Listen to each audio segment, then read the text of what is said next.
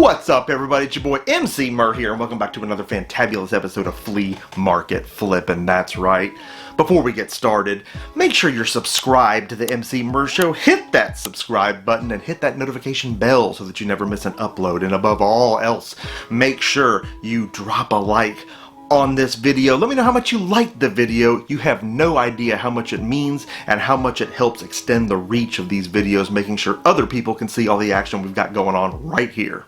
Today we're at the Indoor Flea Market at the Southern Fried Gaming Expo. That's right. And we got some amazing things here last year. I'm hoping we can see a repeat of that this year. I'm anxious to see what they've got in store for us. Most of what I'm seeing so far is individually priced, and those individual prices do reflect current eBay prices. So yeah, finding some deals today may prove to be a challenge. I'm seeing a table with some Atari Jaguar games on it, and they seem to be pretty affordably priced. Is this going to be our first score? The answer to that is a surprising no. This copy of Space Ace is in great shape, but there's sealed copies of this game on eBay for only like $13. This used copy is $10. There's really nothing I can do with that. The other games I'm seeing on the table here are cool, but they're also up there around eBay prices. But there's consoles here. Cool consoles. Reasonably priced enough to where it may be worth bundling all of these up. And then I see the sign. Everything here is for parts repair only.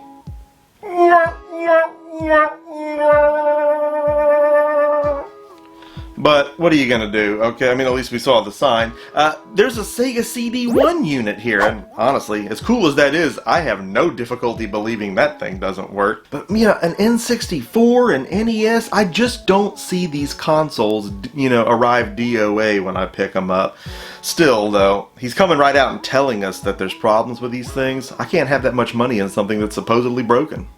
There's a Game Boy Advance SP here as well, and it's very clean. $10, but again, the sign says we have to assume everything is broken.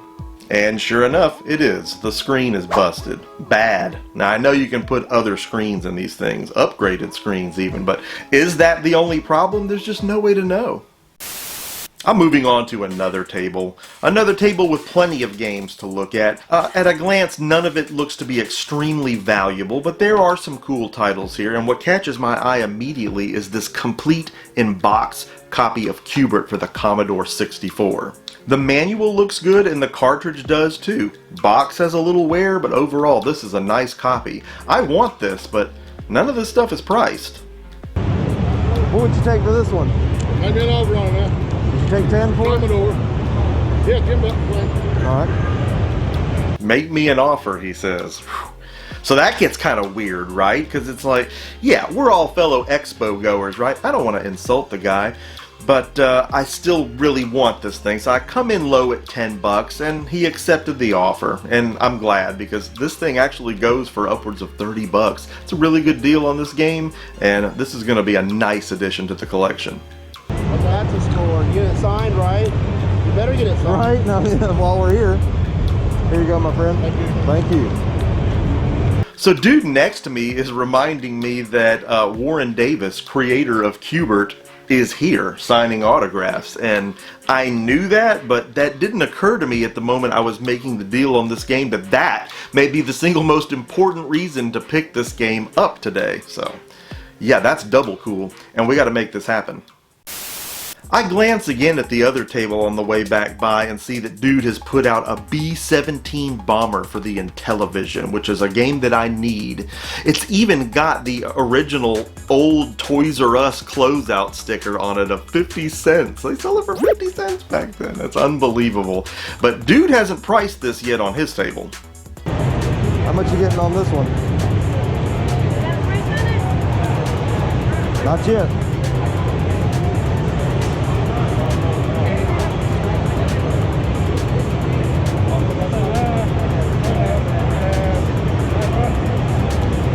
How much? I don't know how much. I haven't had a chance to look at it, but 5, 3? Yeah, I'd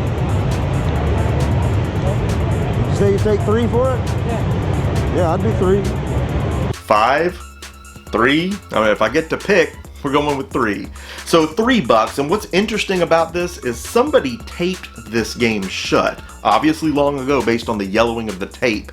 What we have to hope there is that the purpose of that was to hold all the contents inside, meaning that it's got everything, right? Manual, cartridge, the controller overlays, and whatever else. I'm thinking we might have just bought a complete B17 for the Intellivision for only $3. How much you getting on the Nomad? 200. Well, I've got one, so I don't need it that bad, but I was just curious. Yeah, you know worries. A Nomad for 200, I mean, that's not a bad price, but there's no guarantees. You know, we're not on the bay here, so that kind of gets sketchy. I don't think I could have that much in one of these, not knowing for sure that it worked perfectly. Alright, yeah, I don't have a marker. Otherwise I'd mark stuff. Oh, no, I really used to get one. you're better off not marking any of it. You think so? Oh, yeah, it's worth you don't want to write on it. Alright. Appreciate the advice. My God, thank God he didn't have a marker. How much is Doom 64? So it's missing the manual, so I was gonna do 100 of it. Oh, okay. I don't know if it's worth that or not, but I didn't bring that much.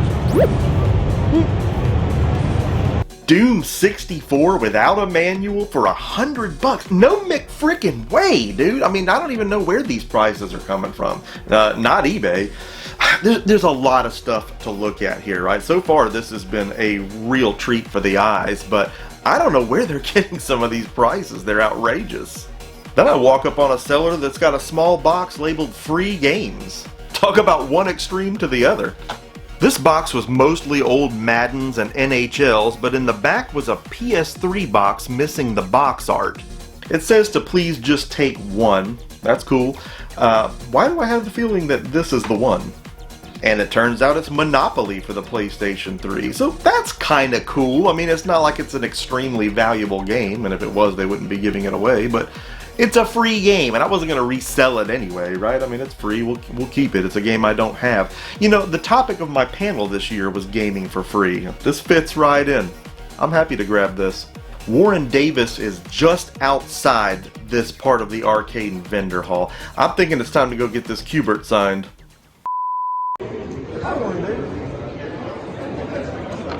wanted to stop by and see you because I keep it this morning, and I thought it would be extra cool if you signed it. I would be happy to, yeah.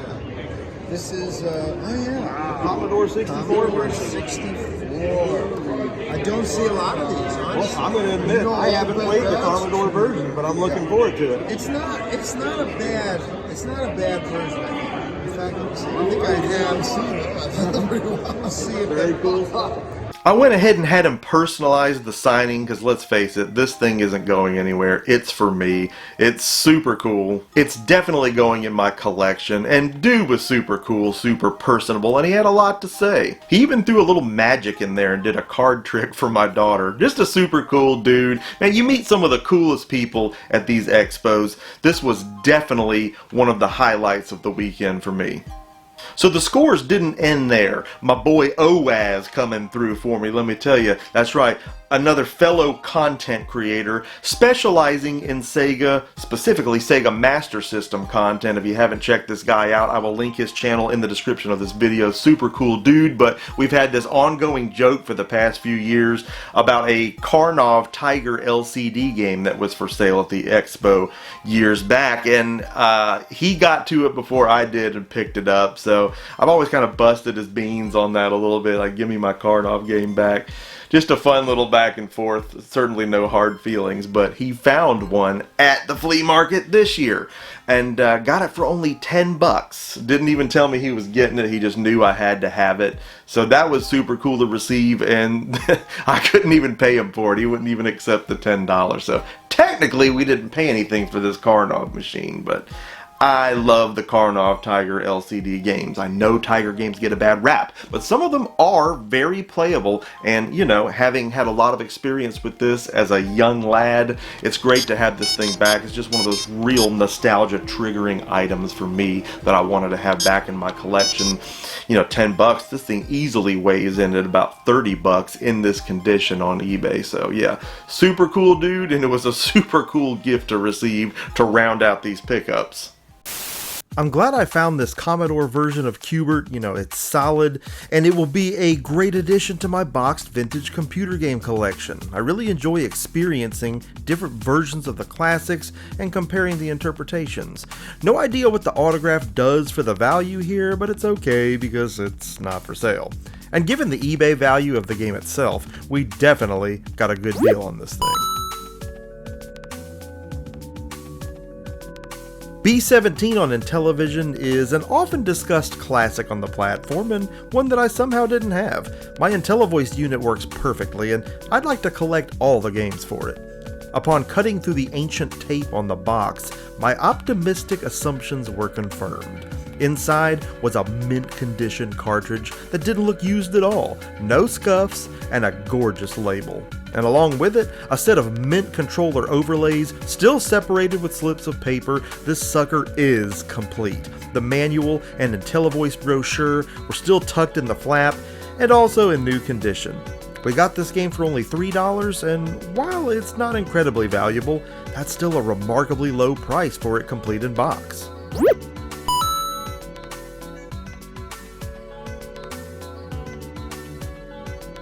Monopoly on PS3, I mean, not much to say about that other than, well, I love Monopoly. My PS3 library is small, and this game was free to add to it. Finding anything beyond old Madden discs in a free game box, that's a nice little bonus. This Tiger Karnov game is clean, and the battery posts are in great shape, and again, this was just one of the more playable and entertaining Tiger games on the market. One I spent a lot of time on. Hearing the sounds coming out of this thing really took me back. It really deserves a permanent spot on my shelves.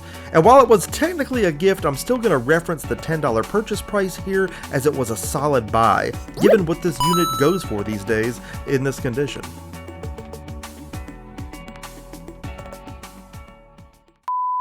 You know, I could profit on everything I got today at the flea market, and of course that's the point of the show, but no, this is a rare instance in where everything I got today is a keeper. Just really cool stuff to add to the collection, but the key point being that everything is worth more than we paid. So that's great to know, and I had a lot of fun checking out the stuff that everybody had for sale. Had a lot of fun at the expo overall. We've got more content coming from this great expo. You know, I spoke on 2 different panels throughout the weekend. We did all kind of amazing tabletop RPG stuff, everything from Starfinder bounties to play testing new RPGs coming to market and up on Kickstarter. So just so much stuff to go over. Let me know in the comment section what all you would like to see from this great expo, because you know we did it all. Really made a weekend of it, and it was absolutely fantabulous. So again, I hope you enjoyed this presentation, this episode of Flea Market Flippin'. Something a little different, but again, we had a lot of fun doing it there last year, so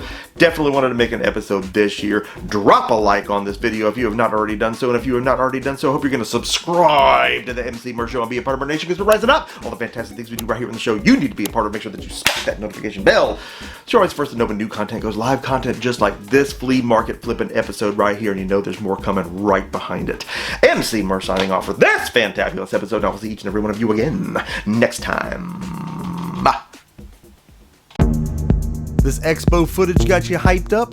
Well, the fun doesn't have to stop there. Click right here and jump right into another video with action from last year's SFGE. See you in the next episode.